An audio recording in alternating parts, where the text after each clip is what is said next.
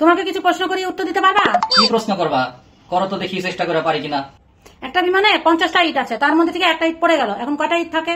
49টা। Good. একটা হাতিকে ফ্রিজে রাখা 3টা স্টেপ বলো।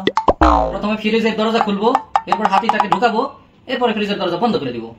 এবার একটা হরিণকে ফ্রিজে রাখার 4টা স্টেপ বলো।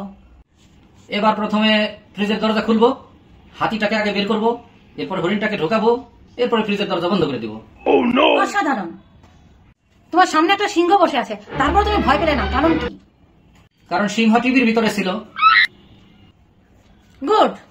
বনের রাজা সিংহের জন্মদিন, সেখানে সব পশু পাখিরা উপস্থিত, কিন্তু একজন নাই, সেটা কে? হরিণ আসে নাই, কারণ সে তো ফ্রিজের ভিতরে বন্দি।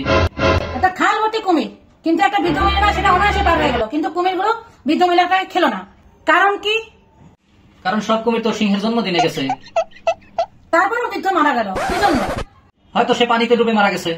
হয় নাই, বিমান থেকে একটা ইট পড়ছিল, সেই ইটটা বৃদ্ধের মাথায় পড়েছিল, সেজন্য বৃদ্ধটা মারা যায়। আমি আগে সন্দেহ করছিলাম।